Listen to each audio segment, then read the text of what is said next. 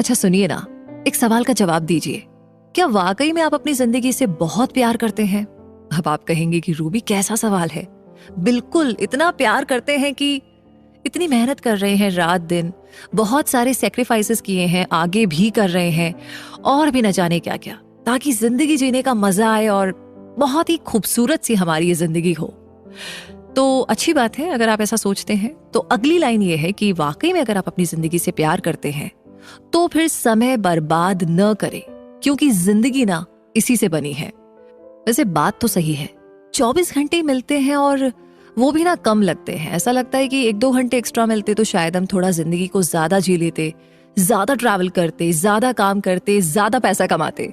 लेकिन हमको ये सब पता है कि 24 घंटे से ना तो 1 सेकंड ज्यादा मिलने वाला है, ना ही 1 सेकंड कम मिलने वाला है। जो भी करना है, जितना करना है, जिस तरीके से करना है, दुनिया के जिस कोने में जाके करना है, इन्हीं 24 घंटों में करना है।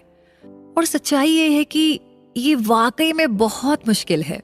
लेकिन आप परेशान क्यों होते हैं? आपके पास है ना गीगल, जो हमेशा आपको गाइड करता है और कोई ना कोई सोल्यूशन लेकर आता है।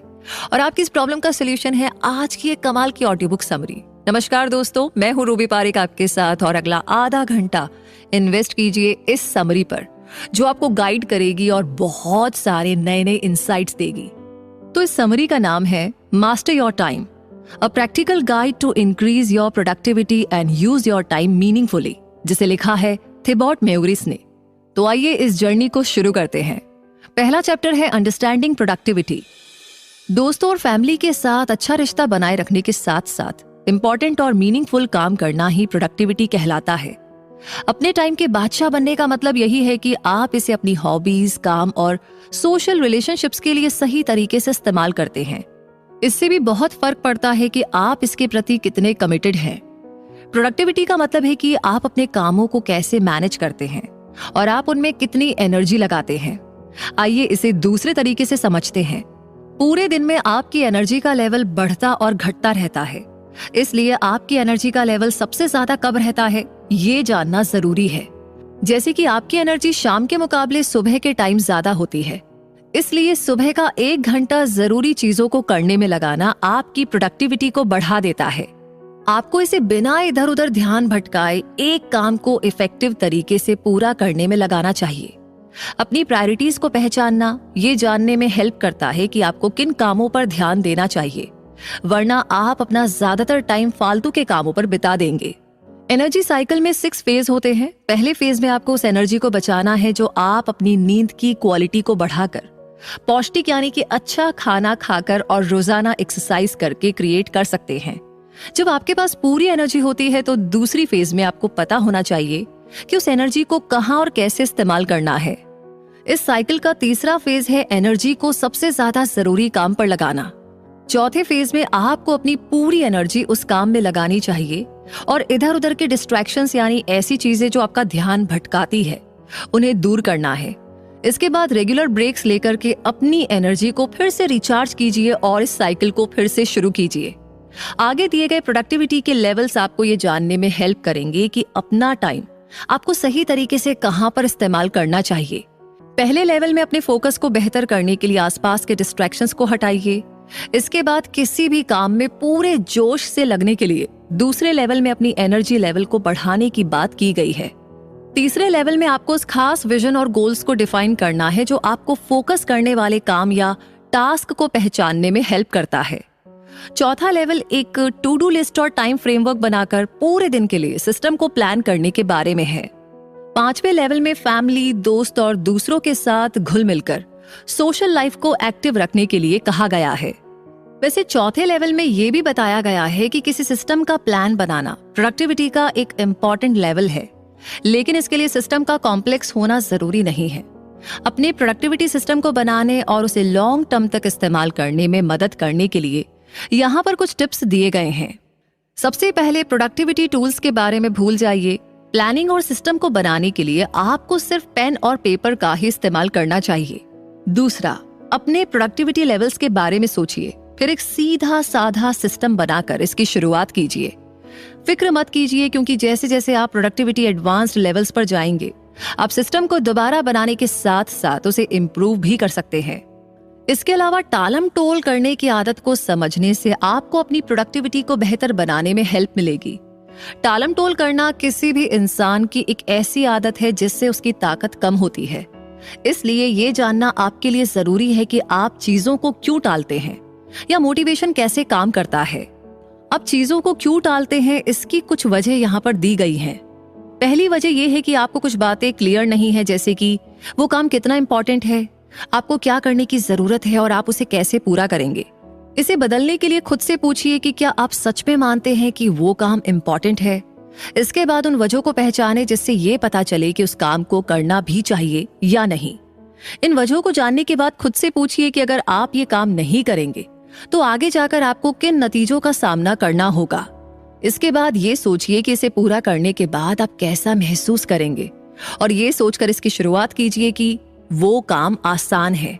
अगर आपको अभी भी पक्का नहीं है कि क्या करना है तो ज्यादा जानने के लिए अपने सुपरवाइजर से पूछिए, जैसे आपको क्या एक्सपेक्ट करना चाहिए। अगर आप ये नहीं जानते हैं कि काम को कैसे शुरू करें तो पहले उसका प्लान बनाइए। इसके बाद उस काम को करने की ज्यादा बेहतर अप्रोच के बारे में जानने के लिए एक ऐसे इंसान से हेल्प लीजिए जो उस काम को पहले ही कर चुका है, या फिर दूसरी स्ट्रेटेजीज के लिए ऑनलाइन सर्च कीजिए। टालम टोल करने के पीछे दूसरी वजह यह भी है कि आप ये नहीं जानते कि मोटिवेशन कैसे काम करता है और मेंटल रुकावटों का होना जो आपको रोकते हैं। मोटिवेशन का मतलब मोटिवेटेड महसूस करना नहीं है। जब आप किसी काम की शुरुआत करते हैं तो ये आपके एक्शन के बाद खुद ब खुद ही आता है। मेंटल रुकावट भी आपके डिसिप्लिन के आड़े आते हैं, जैसे कि आप सोच रहे हैं कि कोई काम बहुत मुश्किल है और जब ऐसा होता है तो कामों को लिस्ट करके और उन्हें अलग अलग पार्ट्स में डिवाइड करके आपको उन पर एक्शन लेना चाहिए। आपके टालम टोल करने की तीसरी वजह है आपका वो डर जिससे आपको लगता है कि आप काम को ना अच्छे से नहीं करेंगे। इस डर का होना ठीक है, टेंशन वाली बात नहीं है, लेकिन इसे खुद को रोकने मत दीजिए। इसके बजाय इस डर को महसूस कीजिए और काम को पूरा कीजिए। अपने माइंड में ये बात बैठा लीजिए कि किसी भी चीज को हमेशा और बेहतर तरीके से किया जा सकता है। यानी कुछ पत्थर की लकीर नहीं है कि एक बार आपने कर दिया तो बस कर दिया, कुछ नहीं हो सकता, ऐसा कुछ नहीं। इसलिए आपको किसी भी फेलियर या गलतियों से डरने की जरूरत नहीं है। चौथी वजह है मेंटल वर्कलोड, जिसकी वजह से आप कामों से घबराहट महसूस करते हैं। इससे निकलने के लिए जो भी काम आपको पूरे करने हैं उन्हें लिख लीजिए। आसान से लेकर मुश्किल कामों के हिसाब से उन्हें बांट दीजिए। हर एक काम के लिए टाइम फिक्स कर दीजिए और ज्यादा से ज्यादा काम को पूरा करने की कोशिश कीजिए। अब जब आपने टालम टोल करने की आदत और प्रोडक्टिविटी के बारे में समझ लिया है तो आप ऐसी स्ट्रेटेजीज बना सकते हैं जो आपको अपने फोकस, टाइम मैनेजमेंट और एनर्जी लेवल्स को बेहतर बनाने में हेल्प कर सके। इस बात पर ध्यान दीजिए कि आपका फ्रेमवर्क आपकी रियलिटी से मैच करता हो ताकि आप उसे सही तरीके से हासिल कर सकें। तो टाइम मैनेजमेंट की इस जर्नी में अब अगला चैप्टर है updating your perception of time. मतलब ये कि हम हमेशा प्रेजेंट में रहते हैं और दूसरी तरफ आप प्रेजेंट में अपने वक्त को इस्तेमाल करने के लिए पास्ट और फ्यूचर को मेंटल मॉडल की तरह इस्तेमाल करते हैं। लेकिन जब आप इन मेंटल मॉडल्स का गलत इस्तेमाल करते हैं तो आपकी प्रोडक्टिविटी पर इसका बुरा असर पड़ता है। जैसे कि आपको एक ऐसी बात याद आती है जहां पर आपको खुद के लिए बहुत ही बुरा लग रहा था या आपको खुद पर दया आ रही थी। अब यहाँ पर आप सीखे हुए लेसन्स को इस्तेमाल करने की बजाय अपने पास्ट को खुद को प्रेजेंट में लिमिट में बांधने दे रहे हैं। वैसे तो अपने पास्ट को याद रखना गलत नहीं है, लेकिन आपको इसे अपने फ्यूचर को प्रिडिक्ट करने के लिए इस्तेमाल नहीं करना चाहिए। इसके बजाय अपनी रियलिटी को बेहतर करने के लिए उन लेसन से सीखिए और खुद को मजबूत बनाइए। आप ऐसा अपने अचीवमेंट के बारे में सोचकर, अपने पास्ट और प्रेजेंट को खुद से अलग रखकर, खुद को और दूसरों को माफ करके और दर्दनाक घटनाओं को भूलकर ऐसा कर सकते हैं। पुरानी बातों को अपने माइंड को हटाकर अपने फ्यूचर की प्लानिंग करना शुरू कीजिए। आप जो बनना चाहते हैं उसे प्रोजेक्ट कीजिए और उसे सच करने के लिए अपने एक्शंस को प्लान कीजिए। खुद के लिए क्लियर रास्ता बनाने के लिए इधर उधर के डिस्ट्रैक्शंस को पहचानिए और उन्हें दूर कीजिए। जो प्रॉब्लम्स आ सकती हैं उनका अंदाजा लगाइए और उन्हें ठीक करने के लिए दूसरे सॉल्यूशन तैयार रखिए। जैसे ही आप अपना प्लान पूरा कर लेते हैं तो एक्शन लेना शुरू कीजिए। आप अपने गोल्स को विजुअलाइज करके और उनके लिए एक्साइटेड होकर ऐसा कर सकते हैं ताकि आपके पास उन सभी कामों को करने का मोटिवेशन हो जो आपको अभी पूरे करने हैं। याद रखिए कि फ्यूचर को प्लान करते समय नेगेटिविटी की फिक्र करना बंद कीजिए। इसके बजाय अपने फ्यूचर गोल्स को बिल्कुल उसी तरह सच होते देखिए जैसे कि वो हैं। तो अब जब आपने पास्ट को गलत तरीके से इस्तेमाल करना बंद कर दिया है, तो अब आप प्रेजेंट पर ध्यान दे सकते हैं, क्योंकि यही वो टाइम है जहां पर जादू यानी कि मैजिक हो सकता है। आज आप कौन कौन से काम करेंगे उस चीज को लेकर बिल्कुल क्लियर रहिए। इस दिन को इम्पोर्टेंट काम किए बिना आप बीतने मत दीजिए। आपको इस दिन को अपना माइक्रो लाइफ समझना चाहिए, जो आपको आपकी मैक्रो लाइफ बनाने में हेल्प करेगा। अगर इस दिन को आप फालतू के कामों में लगाएंगे तो आपकी भी मीनिंगलेस माइक्रो लाइफ होगी। क्या इससे आपके बड़े गोल्स में कोई मदद मिलेगी? नहीं। इसलिए आपको चैलेंज करने वाली, आपकी वैल्यू को बढ़ाने वाली, यादगार और आपकी हेल्थ को बेहतर करने वाली एक्टिविटीज में खुद को लगाकर अपने इरादों को मजबूत कीजिए। ऐसा करने से जब आप उस टाइम को कभी याद करेंगे तो खुद पर प्राउड महसूस करेंगे। लेकिन आप इस बात को कैसे पक्का करेंगे कि आप अपने टाइम को सही तरीके से इन्वेस्ट कर रहे हैं? तो अपनी मौजूदा एनर्जी को किसी काम की चीज पर लगाकर आप ऐसा कर सकते हैं। जैसे कि आप ऐसी स्किल सीख सकते हैं जो आगे जाकर आपके बहुत काम आए या आपकी मेंटल और फिजिकल हेल्थ का ख्याल रखने में मदद करे। इस तरह से आप अपने वक्त को नेटफ्लिक्स देखने या वीडियो गेम्स खेलने की बजाय मीनिंगफुल कामों में लगा सकते हैं। याद रखिए कि आप अब उस एनर्जी को वापस नहीं ला सकते जो आपने फालतू के कामों पर लगाकर वेस्ट कर दी है। आपको सिर्फ अपने टाइम को सोच समझकर इस्तेमाल करने की जरूरत है। जैसे 4 घंटे नेटफ्लिक्स देखने के बजाय सिर्फ 1 घंटा देखिए और बाकी 3 घंटे जरूरी काम कीजिए। आप अपनी एक्टिविटी भी चेंज कर सकते हैं, जैसे कुछ देखने के बजाय कोई किताब पढ़कर, ताकि आपके फ्यूचर और आपकी जिंदगी में इसका मीनिंगफुल कंट्रीब्यूशन हो। वक्त को सोच समझकर इस्तेमाल करने के अलावा आपको ये भी याद रखना होगा कि दूर की सोचने से सक्सेस का सही तरीके से अंदाजा लगाया जा सकता है। अगर आपका एक क्लियर गोल है तो आप प्रेजेंट में फोकस कर सकते हैं और बेहतर फैसले ले सकते हैं। सक्सेस को पाने की दूसरी चाबी है कंसिस्टेंसी, यानी कि किसी काम को लगातार करते रहना, क्योंकि जो काम आप हर रोज करते हैं उससे बहुत फर्क पड़ता है। जैसे कि मान लीजिए कि आप एक फॉरेन लैंग्वेज सीख रहे हैं और आप हर एक दिन अपनी स्किल्स को बेहतर बनाने और उस एक्टिविटी को लगातार करने में लग जाएंगे, तो जैसे जैसे वक्त गुजरता जाएगा आप अपनी प्रोग्रेस को देखकर चौंक जाएंगे और आपको एहसास होगा कि आपने पहले से कहीं ज्यादा सीख लिया है। तो दूर की सोचना और कंसिस्टेंट रहना आसान तो नहीं होगा, लेकिन कम से कम आप हर दिन कुछ ना कुछ करने की कोशिश तो करेंगे। याद रखिए कि रोज छोटे छोटे स्टेप लेने से आपको अपने गोल्स तक पहुंचने में मदद मिलेगी। अर्जेंसी यानी किसी काम को जल्दी करना खुद को कुछ प्रोडक्टिव करने की तरफ ले जाने का एक तरीका है। अगर आप ये तरीका इस्तेमाल नहीं करेंगे तो आप चीजों को टालते रहेंगे, जिससे आपकी प्रोग्रेस, गोल्स और फ्यूचर में भी देरी होती रहेगी। इसलिए ये बेहतर होगा कि खुद को रिलैक्स करने के लिए ज्यादा टाइम देना बंद कर दीजिए। आप 90 दिन का पीरियड इस्तेमाल कर सकते हैं, क्योंकि इससे आपको खुद को आगे ले जाने का मौका मिलेगा और आप अच्छी प्रोग्रेस करेंगे। 90 दिन यानी कि 3 महीने अपने गोल को हासिल करने के लिए काफी है। अपने पहले दिन को कल पर टालने की बजाय आपको अभी शुरुआत करने के लिए खुद को पुश करना चाहिए और 4 दिन के काम को सिर्फ एक ही दिन में पूरा कर देना चाहिए। दूसरा तरीका है बार बार डेडलाइन रखना। अपने गोल्स को छोटे छोटे गोल्स में डिवाइड कर दीजिए और उन्हें रोज लगातार पूरा करते रहिए। जैसे कि अगर आप एक किताब लिख रहे हैं तो इस एक्टिविटी को अलग अलग कामों में बांट दीजिए, जैसे आउटलाइन को पूरा करना, पहला ड्राफ्ट बनाना और मैन्यूस्क्रिप्ट को एडिट करना। इस तरह से आप अपनी प्रोग्रेस को ट्रैक कर सकते हैं और छोटी छोटी सक्सेस से मोटिवेट भी रह सकते हैं। अब जानते हैं अगले चैप्टर के बारे में, making a meaningful use of your time. आप अपने टाइम को मीनिंगफुली यूज कैसे कर सकते हैं? सबसे पहले तो अपनी छोटी सोच को निकाल फेंकिए, जैसे कि ये सोचना कि मेरे पास तो टाइम ही नहीं है। अगर आप यही कहते रहेंगे तो शायद आप अपनी जिंदगी की जिम्मेदारी लेना ही नहीं चाहते, या फिर आपके अंदर कुछ शुरू करने का मोटिवेशन ही नहीं है।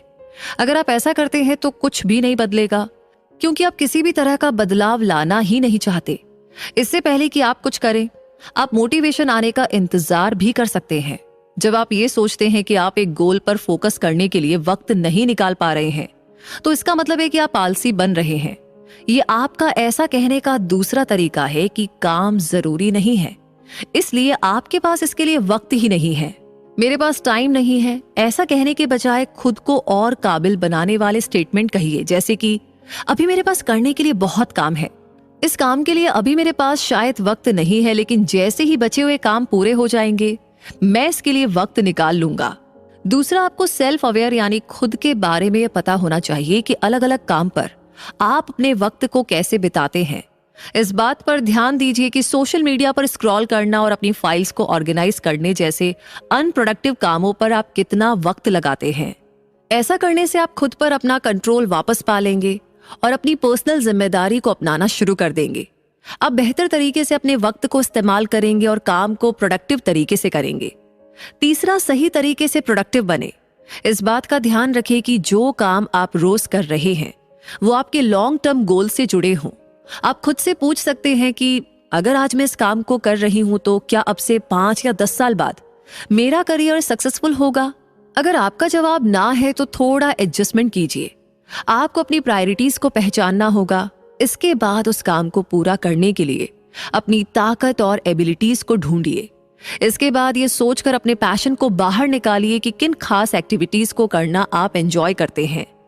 तो जो काम आपको रोज करने चाहिए उनका सही विजन बनाने के लिए आप इन टिप्स को फॉलो कर सकते हैं।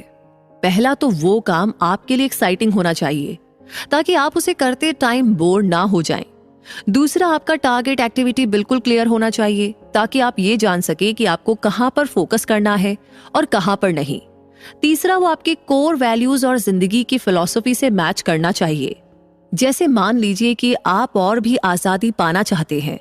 अगर आप ये फिलॉसफी फॉलो करते हैं तो आप खुद ब खुद अलग अलग चीजें चुन सकते हैं और अपने काम पर फुल कंट्रोल पा सकते हैं।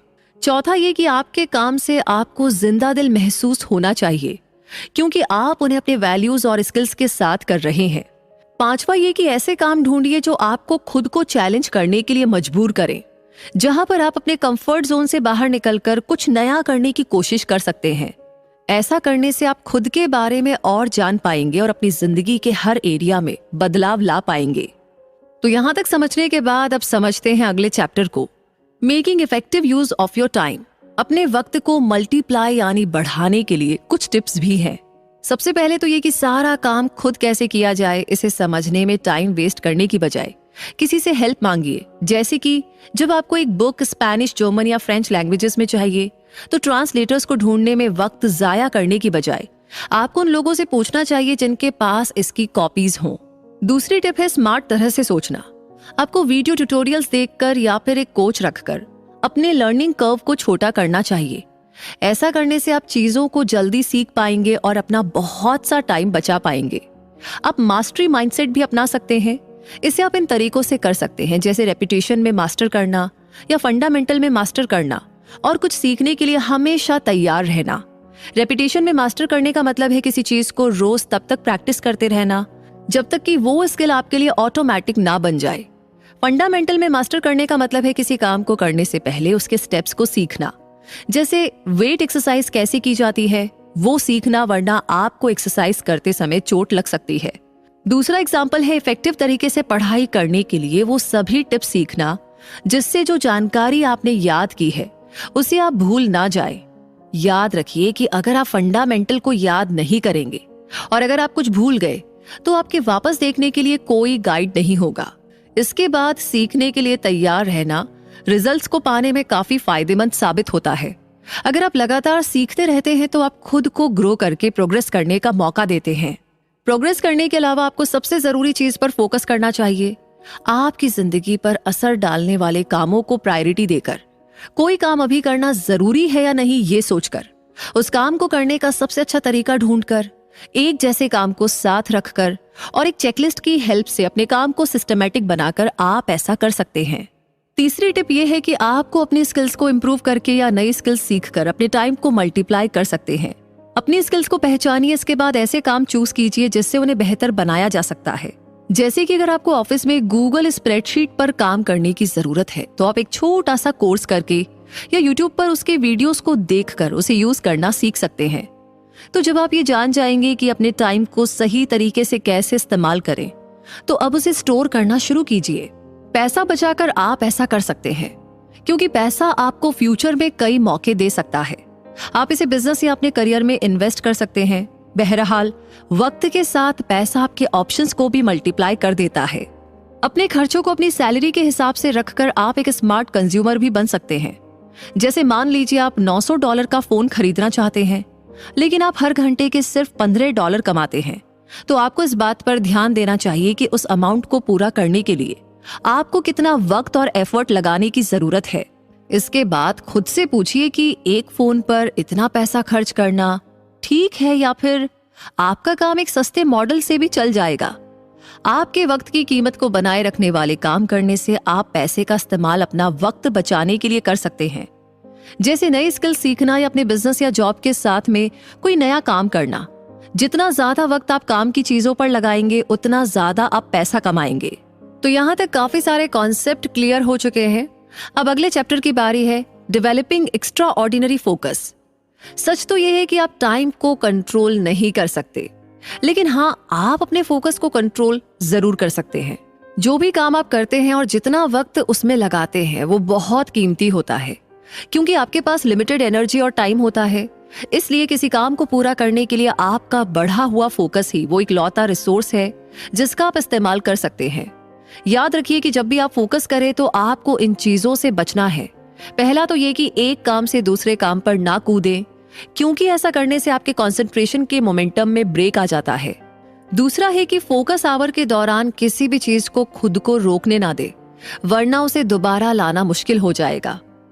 तीसरा है अपने ईमेल और नोटिफिकेशंस को चेक करने से बचिए, क्योंकि इससे आपका ध्यान इधर उधर भटकेगा। चौथा है कि आपको शुरुआत में फालतू के कामों पर ध्यान नहीं देना चाहिए, क्योंकि उन्हें पूरा करने में आपकी एनर्जी कम होने लगेगी। इसके बजाय जरूरी काम पर अपनी एनर्जी और फोकस लगाइए। अपने फोकस के इस्तेमाल से ज्यादा प्रोडक्टिव बनने के लिए ये टिप्स आपकी हेल्प कर सकते हैं। पहला तो ये कि सही काम या टास्क को पहचानिए और उसे करने में कम से कम 45 मिनट तक फोकस कीजिए। दूसरा है डीप कंसंट्रेशन की प्रैक्टिस कीजिए और सभी डिस्ट्रैक्शंस को दूर करने की कोशिश करें। तीसरा है 80-20 प्रिंसिपल के इस्तेमाल से लेजर शार्प फोकस डेवलप कीजिए। ये रूल कहता है कि 80% रिजल्ट पाने के लिए आपको 20% एक्शन लेना चाहिए। जैसे कि जब आप एक नई किताब लिखकर उसे रिलीज करते हैं तो आप एड के जरिए उन्हें हजारों रीडर्स तक पहुंचाते हैं। ये प्रमोशन का एक मार्केटिंग टूल बन जाता है जो आपके वक्त और एफर्ट का सिर्फ 20% लेता है। लेकिन जितने भी रीडर्स आपकी बुक को खरीदेंगे उनसे और सैलरी से आपको 80% रिजल्ट मिलेंगे। अब जरा खुद से पूछिए कि क्या आपके काम में 80-20 प्रिंसिपल अप्लाई होता है। अगर नहीं, तो अगली बार ऐसे काम पर अपना फोकस वापस ले जाइए जो आपको ज्यादा फायदा दे। 80-20 प्रिंसिपल के अलावा आप फ्लो स्टेट को समझकर खुद को फोकस डेवलप करना सिखा सकते हैं। फ्लो स्टेट एक ऐसा स्टेट होता है जहां पर आपका ब्रेन किसी काम में पूरी तरह लगा हुआ होता है। जब कोई काम करते समय आपको एहसास ही ना हो कि कितना वक्त बीत गया है, तो उस वक्त आप फ्लो स्टेट में होते हैं। और ऐसा इसलिए होता है क्योंकि जब आप फ्लो स्टेट में होते हैं तो आप अपने काम को एंजॉय कर रहे होते हैं। आपको आसपास की चीजों और थॉट से कोई फर्क नहीं पड़ता, क्योंकि आपका मेंटल फोकस खुद ब खुद सभी डिस्ट्रैक्शंस और नेगेटिविटी को खुद से दूर कर देता है। तो अब जब आपको इससे होने वाले फायदों के बारे में पता है, तो आइए अब उन स्टेप्स की बात करते हैं जो आपके माइंड को फ्लो स्टेट में जाने में हेल्प करेंगे। पहला है डेली की रूटीन बनाइए और उन्हें स्ट्रिक्टली फॉलो कीजिए। किसी इंस्पिरेशन का इंतजार मत कीजिए, बस काम करना शुरू कर दीजिए। आप हर रोज उसी वक्त और उस सेम जगह पर रहकर के भी अपनी रूटीन को फॉलो कर सकते हैं। अपने रूटीन को शुरू करने के लिए आप एक ट्रिगर का इस्तेमाल भी कर सकते हैं। जैसे काम करने से पहले मेडिटेशन करना माइंड को फोकस करने के लिए तैयार कर देता है। दूसरा है नोटिफिकेशंस बंद करके हेडफोन लगाकर और अपने आसपास के लोगों को आपको डिस्टर्ब न करने के लिए कह करके आप डिस्ट्रैक्शंस को दूर कर सकते हैं।